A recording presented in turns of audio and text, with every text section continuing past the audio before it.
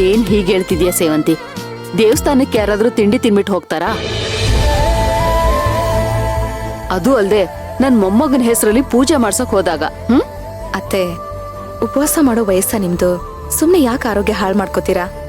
ಪರವಾಗಿಲ್ಲ ಸೇವಂತಿ, ಒಟ್ನಲ್ಲಿ ನನ್ ಮೊಮ್ಮಗ ಚೆನ್ನಾಗಿರ್ಬೇಕು.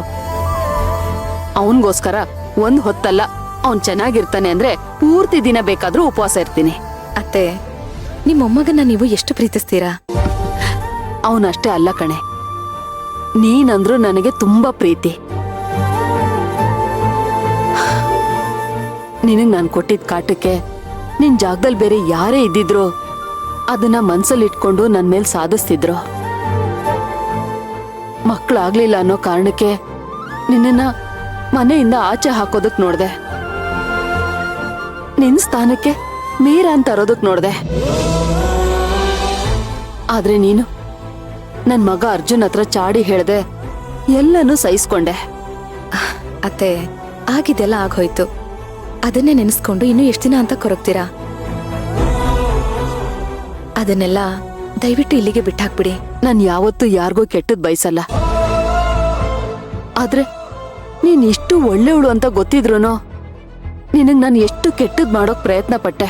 ನಿನ್ಗೆಲ್ಲ ಕೆಟ್ಟದನ್ನೇ ಬಯಸ್ದೆ. ಈ ನೋವು ನನಗ್ ಸಾಯೋವರೆಗೂ ಕಾಡ್ತಾನೆ ಇರುತ್ತೆ ಸೇವಂತಿ.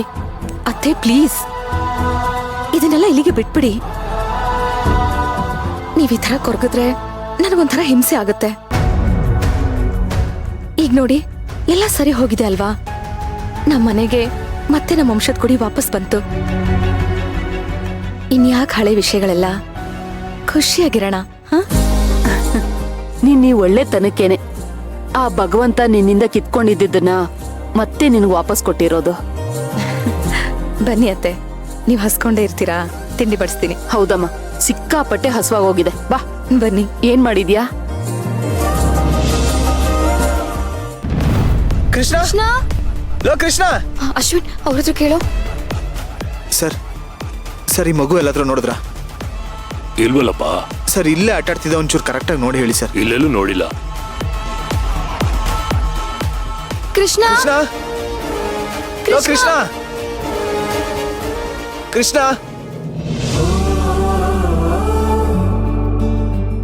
ಸಾಕು ಸಾಕು ಸೇವಂತಿ, ಸಾಕು. ಸೇವಂತಿ, ನಮ್ ಕೃಷ್ಣ ಇದ್ದಿದ್ರೆ ಅವನ್ಗೂ 2 ತುತ್ತು ತಿನ್ನಿಸ್ಬೋದಾಗಿತ್ತು.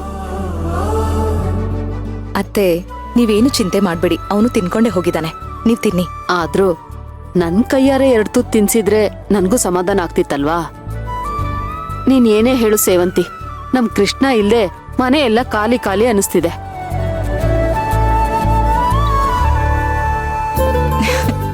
ಸರಿ ಇರಿ, ನಾನ್ ಫೋನ್ ಮಾಡಿ ಅವನ್ನ ವಾಪಸ್ ಕರ್ಕೊಂಡ್ ಬರೋದಕ್ಕೆ ಹೇಳ್ತೀನಿ. ಏ ಬೇಡ ಸೇವಂತಿ, ನನ್ನ ಆಸೆಗೋಸ್ಕರ ಪಾಪ ಆ ಮಗು ಆಸೆನ ಯಾಕೆ ಹಾಳು ಮಾಡ್ಲಿ? ಒಂದ್ ಸ್ವಲ್ಪ ಹೊತ್ತು ಆಟ ಆಡ್ಕೊಂಡೇ ಬರ್ಲಿ ಬಿಡು. ಅತ್ತೆ, ಅವ್ರು ಹೋಗಿ ತುಂಬಾ ಹೊತ್ತಾಯ್ತು. ನಾನು ಅವ್ರಿಗೆ ಬರೋದಕ್ಕೆ ಹೇಳ್ತೀನಿ. ಆಯ್ತು. ಕೃಷ್ಣ, ಅದಕ್ಕೆ ಫೋನ್ ಮಾಡ್ತಿದ್ದಾರೆ. ಕೃಷ್ಣ ಕಾಣಿಸ್ತಿಲ್ಲ ಅಂತ ಹೆಂಗ್ ಹೇಳೋದು? ಗಾಬರಿ ಆಗ್ಬಿಡ್ತಾರೆ. ಅಕ್ಕಂಗೇನಾದ್ರೂ ವಿಷಯ ಗೊತ್ತಾದ್ರೆ ಕೆರೆ ಉಡ್ಕೊಂಡು ಸತ್ತೇ ಹೋಗ್ತಿರ್ ಕಣೋ. ನೋಡು, ನಾವೀಗ ಫೋನ್ ತೆಗೆಯೋದ್ ಬೇಡ. ನಡಿ, ಕೃಷ್ಣನ್ ಹುಡ್ಕೋಣ. ಬಾ, ಹೋಗಿ ಹುಡ್ಕೋಣ. ಕೃಷ್ಣ, ಕೃಷ್ಣ. ಇವನೊಬ್ಬ ಯಾವಾಗ್ಲೂ ಟೈಮ್ ಸರಿಯಾಗಿ ಫೋನೇ ತೆಗಿಯೋದಿಲ್ಲ. ಪೂಜಾಗ್ ಮಾಡ್ತೀನಿ ರೀ. ಕೃಷ್ಣ, ಕೃಷ್ಣ, ಅಕ್ಕ ನನ್ಗೂ ಕಾಲ್ ಮಾಡ್ತೀಯರ್ ಕಣೋ. ಏನೋ ಮಾಡೋದು? ಪೂಜಾ, ಕಾಲ್ ಪಿಕ್ ಮಾಡು.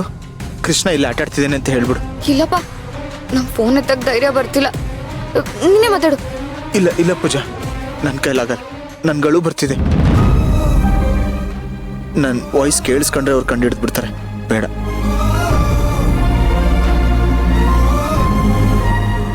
ಅಶ್ವಿನ್, ಈಗ ಏನೋ ಮಾಡೋದು?